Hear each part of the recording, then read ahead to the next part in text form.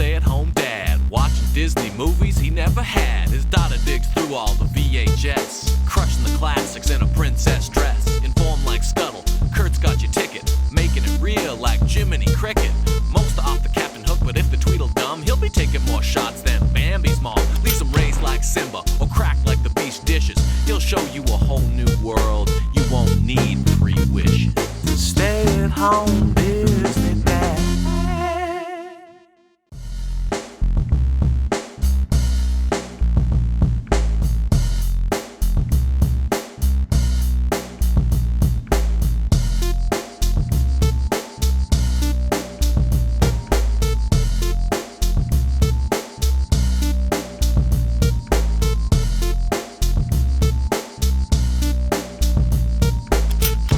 The VHS case says, if you loved Home Alone, you'll love blank check. It's a quote from the Movie Minute. I googled Movie Minute and all I could find was Rotten Tomatoes posted the following quote. The Movie Minute is not a tomato meter approved publication, end quote. While staring at this VHS case though, I will say that it's well done. It's got the giant blank check behind the kid who's so 1994 cool with his backwards cap, looking above his lowered sunglasses with his backpack full of cash. And the flannel. Okay, scrolling blue Disney logo as it should always be. Walt Disney presents a blank check. Some guy is running down the railroad tracks in the rain. This looks and has the tone of every opening sequence to every Nightmare on Elm Street movie ever made. This guy is wearing broken handcuffs, so he's a criminal. He unearths a suitcase full of cash that he must have hidden at an earlier time before he went to jail and escaped jail. And I think this is the actor from RoboCop. Now we get a kid talking to the camera. Is this like a Ferris Bueller thing? Is this what this is going to be? No, he's talking to his fish. His big brothers burst into his room and they want to use his room as their business headquarters. Excuse me. They steal his piggy bank and just terrorize and bully their younger brother. And then the dad comes in and he's in full support of the older kids taking over this kid's room. The father sets up a computer and tells his three sons, this thing can teach you everything you need to know except how to make love to a woman. And yeah. Alright, fine. Dad says, this thing can teach you everything except how to make love to a woman. And then his wife comes in and says to her sons, well, now I know which program to buy your father for Christmas. So the three boys now know that their dad can't sexually please their mom. 4 minutes in, people. This poor little kid, his name is Preston, and his big brothers are jerks, and one punches him in the shoulder on the way out. The dad, with the subpar sexual performance, drops Preston off at a birthday party, and he's immediately bullied by his friends. This poor kid. This feels like the prequel to this movie, am I right? The birthday party is at the fair, and there's a montage of everyone having a great time except Preston, who the bullies call Presto. Oh, they took his name Preston and they changed it to Presto. There's no coming back from that hurtful zinger. The main bully at one point says, hey Preston, come with us. Then he says, just kidding. That's pretty funny. Maybe it does feel good to make fun of this kid. I don't know. At the kitchen table later on, Dad asks Preston if he had fun at the party. And then he asks his parents if they're poor. And Dad says, no, but your mother likes to call long distance and talk to her sister for 97 minutes. I want to say this isn't how families behaved in 1994, but it exactly is how families behaved in 1994. They ask Preston what he wants for his birthday, and he goes off and he says, money, so I could pay to have my brothers killed. Oh. Grandma sends him a check, and it's a blank check, and his dad writes $11 on it. Upstairs, the sad kid types his birthday wish list on his new computer. Number 1, his brother's dead. Number 2, his own house. And he falls asleep dreaming about murdering his brothers in his new house.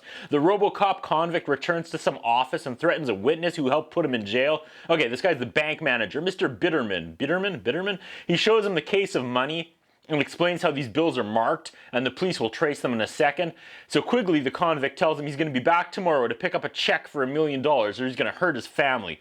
Elsewhere in the bank, here comes Preston to cash his check for $11. Kids watching this in 2022 will have so many questions about what is happening here. Okay, he's in line and some like 30-year-old hottie walks by him and smiles. The kid is like 11. She works there and he comes to her window. She says it's a minimum balance of $200 to start an account. She says her name is Shay Stanley and she like flirts with this little boy. The bank manager gives Quigley some checks and someone is going to come back tomorrow and cash one of these checks for $1 million so they can get the $1 million in unmarked bills. Okay, that makes sense.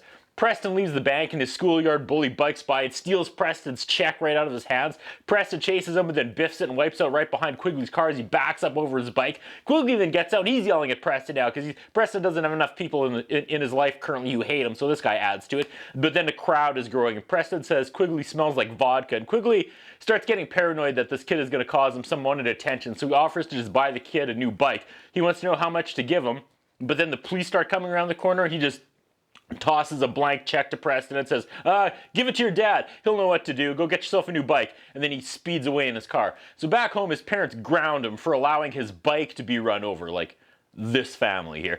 He says he wants to own his own room, his own house, and have his own money. The kid's acting seems to be getting worse as this movie progresses. Upstairs, he opens the blank check and a light bulb goes off in his head. He fires up his computer and let's get started. In a Word document, he writes $1 million cash, and he puts the check in his printer, and then everything lines up perfectly, and the check comes out of the printer with everything lined up, and it looks completely legit. That's how printers worked.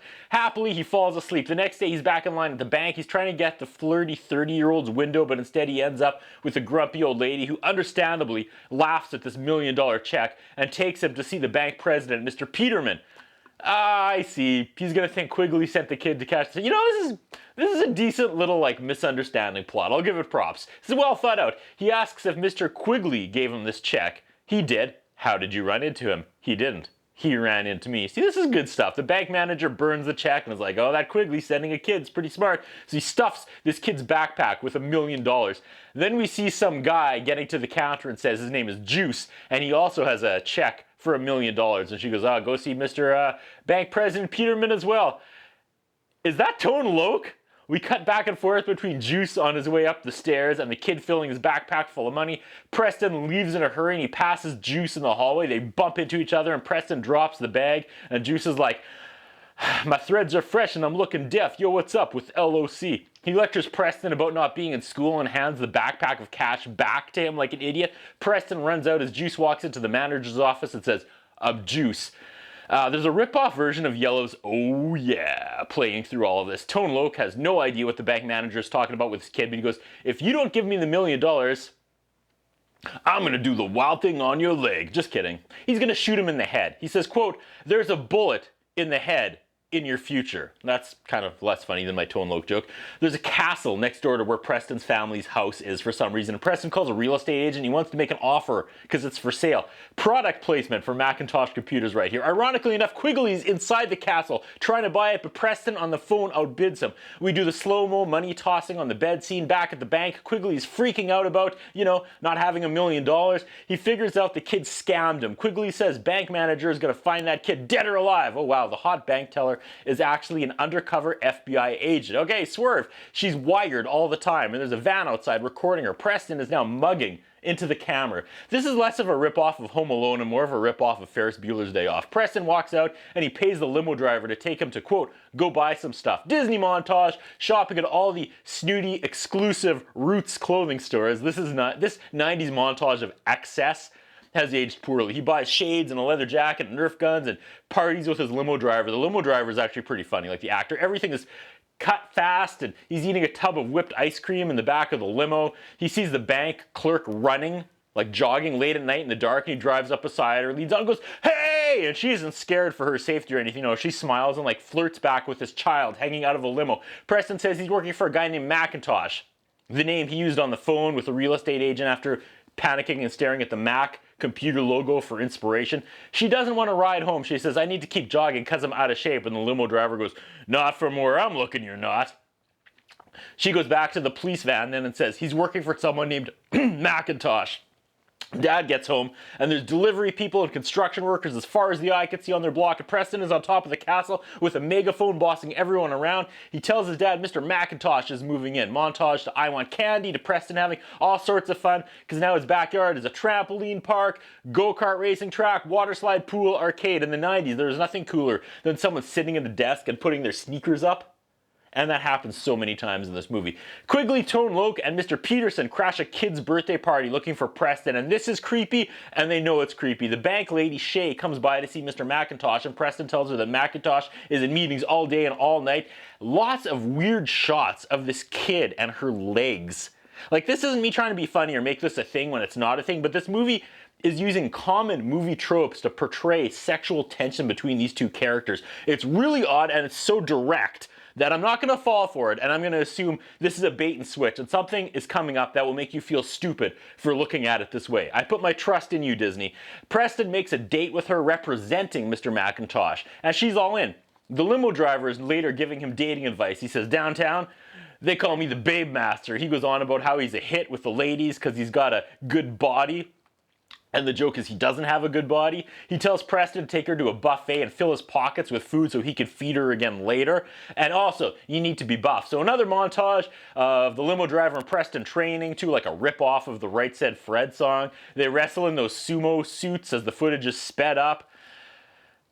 Okay, at the dinner table, pre-date, I guess. He's with his family and he's in a suit, and his dad says, hey, you're still grounded, you're not going anywhere tonight. So he quickly makes up a lie about how Mr. Macintosh went over the family's financials, and the dad's like, oh, okay, Mr. Macintosh is working for us, yeah, go. And I don't get the mom. She looks old and young at the same time. Like, this actress could be 22 or 55. I have no idea. Okay, he's on his date with Shay. He's 11, she's like 30. He pushes in her chair because he's a gentleman. I assume she's doing this because she's undercover, but this is still weird. Could you imagine this movie if genders were reversed and an adult male was going on a date with an 11-year-old girl like this?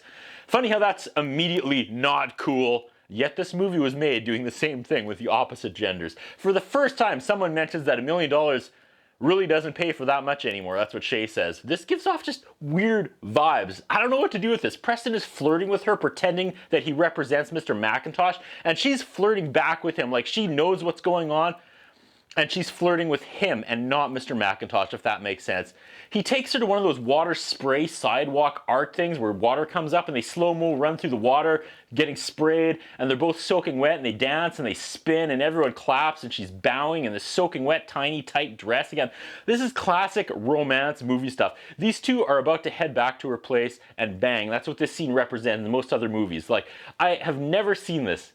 But yet, full trust in Disney. This is all going to make sense in 30 minutes or so. Just then the three bumblers see the kid in the water thing, and he drags Shay to the limo, and they jump in and drive away as the three bumblers run through the water, and the spray comes up, and they slip, and they fall down, and Tone Loc was looking for some action. Feel like Mick Jagger said, I can't get no satisfaction. In the limo, the camera angle is from below, so Shay is all legs and cleavage in a tight, wet dress, and this little boy keeps sliding closer to him like, what? Again. It's by the numbers romance movie scenes they are shooting. And they're shooting it like this on purpose. We get the goodnight part where they should kiss, but instead she shakes his hand. Okay, thank goodness. I'm not sure they aren't actually building this into a romance between these two characters at this point. She gets out and stands there biting her bottom lip as the limo drives away. She's still soaking wet. I don't know. This is new ground for me. I want to make jokes, but I feel like I'm falling into their trap because this is obviously so uncomfortable for a reason. It's going to pay off. This is part of the grand design. I believe in you, Disney. Preston plans a birthday for Mr. Macintosh on Friday, just as an excuse to invite Shay back over. It's also his birthday. Now he's paying his mean brothers to be slaves, and they're worse actors than he is. One is Bud Bundy's little brother. You know Bud Bundy? The famous rapper? I told you. One brother pretends to strangle him, and then he waits for his Academy Award to arrive in the mail. Now Preston is bored. The limo driver can't hang with him, and Preston suddenly realizes he doesn't have any actual friends. Let's run the numbers. This 11-year-old has a 50-50 chance of making out with an absolute 10, and he's still miserable. I mean, he also has all that cash. He's rich, but I guess we're getting to the lesson part of this movie. Preston is reflecting in the park when the three bumblers find him and they chase him. Preston bikes down some stairs and through the park, and they have to follow on foot. Juice jumps at him, misses, and he lands in the pond. Mwah, mwah, mwah. He's like, wait, slow down, love, not so fast, I'll be seeing ya. In case you forgot it was 1994, the term blow chunks is used. Preston gets away, but finds some other kid, and they think it's Preston at first. They grab him by the ears. Preston now has an assistant named Yvonne who's helping him plan the party. On the roof of a skyscraper, the three bad guys dangle that other kid over the edge until he gives up Preston's address. Back home, Preston's brothers see Shay talking to Preston, and they try to explain to him what a gold digger is. This movie has so many bizarre zigs and zags, I can't keep up. Okay, it's party time, it's Friday, let's start wrapping this movie up. Okay. Third act, there are so many dots that need connecting with this movie. Floodlights illuminate the castle and the city's elite show up. Preston asks his limo driver about gold diggers. This actor, the limo driver, is taking over this movie. I love this guy. He has a bunch of monologues about sayings like, they say there's only one way to skin a cat, but obviously there isn't. It's all good stuff. This is good stuff. He's the best part of this movie. As the high rollers at the party are asking about Mr. Macintosh, it's making Preston sad because no one cares about Preston. Inside the police van, Shay is like, if he says Macintosh will be here, he'll be here. The FBI folks are like, hey, we got 7 men ready to go as soon as we have eyes on Macintosh. This is good stuff. Shay enters the party. Yvonne asks for Mr. Macintosh to come make his speech, but Preston says he can't, he's busy, whatever, and she's like, okay, who cares? Here's the bill for $100,000 for the party. So he heads upstairs to make another check for that amount, and finally, insufficient funds, and his backpack is also empty. Then his dad comes into the office, and Preston spins around in his chair and like Dr. Closet as his dad suddenly pours his heart out to who he thinks is Mr. Macintosh backwards in a chair about how Preston's dad, thinks he's a terrible father. He is. And he asks Mr. Macintosh if he could send Preston home early from work tonight because his family misses him, and it's also Preston's birthday. Preston starts crying and spins around in his chair to look at his dad, but his dad's already gone, so he runs out of the house to chase his dad, but his dad drives away. I mean, his dad lives next door, but he drives away down the block and Preston can't catch up. Also, the limo driver's gone. They're all gone. Preston is dressed like Colonel Sanders in his white suit. He's sitting on the ground crying, and Shay walks in and is like, I need to meet Mr. Macintosh. And he kind of tells her off. The bumblers burst into Preston's house, but it's empty. The kid they have kidnapped and are like torturing says that, well, he might be down the street at Mr. Macintosh's house because that's where he works. Preston decides it's over. He goes on stage and says Mr. Macintosh is gone and he can't pay anyone, so everyone gets mad. They all leave. Sad music, everyone bails. They take their gifts back from the gift table and they're gone. Is this the sad moment he realized that none of these people he'd never met before aren't his real friends? Anyway, sadness, there's a knock at the door and he's excited. He runs to the door, he opens the castle door, and it's the bumblers. Quigley goes, happy birthday. I'm here to blow out your candles. And how is that not a meme? That was awesome. Preston tries to explain that there is no Mr. Macintosh, it's just him. Juice is like, wait a second, he outbid you on this place with your own money? Preston comes clean and says he spent $1 million in 6 days. How? Tone Loc says, you obviously haven't been shopping lately. Rousing topical aside on the state of the economy in 1994. The bank manager is like, wait a second, Quigley, why don't you just become Mr. McIntyre? You want a new identity anyways. That's a pretty good plan, but then suddenly Preston takes off and they're all chasing him and looking for him, and we have entered the Home Alone portion of this. He gets the virtual reality helmet on the bank manager, and I guess it like fries his brain because he's old and he can't figure it out. Next, he uses his batting cage automatic baseball pitcher to fire 1,000,000 balls at Juice, and he gets knocked down to the ground like, that's why I found you don't play around with a funky cold Medina. For real though, the kid is slipping like he's a maniac now. Now it's down to he and Quigley. Looking at this objectively, Quigley is more of a good guy than Preston is at this point in the movie. Quigley is trashing the empty parties, flipping tables and breaking stuff and screaming like a psycho, and this is fun. This is a good scene. There's something depressing and odd about clutter and garbage from like a deserted party. I love it. Quigley has a chair and he's gonna bash Preston with it WWF style, but Preston uses his backyard contraptions to surprise him and trap him in his giant gyro ball, and he rolls it with his go-kart. I feel a second blowing chunks reference coming, but no. Instead, Preston rolls into the pool and Quigley drowns. No, he pops awake, and then the bank manager and Juice all return, and the three jump Preston. They're about to murder him, just rip him limb from limb, just as the FBI and Shay jump out of the bushes. They demand to know where Mr. Macintosh is. They all agree, hey, Mr. Quigley's Mr. Macintosh, and they immediately arrest him for, like, fraud. I guess a lot happened there. Shay is sitting with Preston now, showing him her badge. He's like, wait, you were acting during our date? She goes, yes, at first. But then I had a lot of fun. I wouldn't change that night for anything in the world. He asks when they can go on another date. She goes, call me in 10 years. He goes, 5. She goes, 7. And he goes, 6. And then they lean in and they kiss on the lips and they...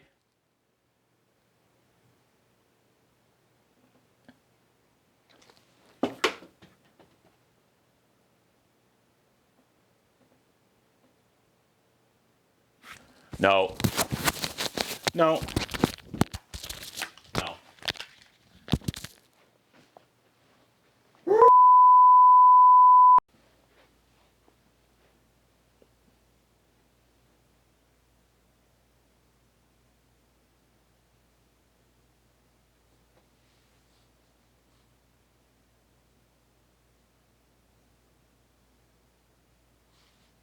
That's what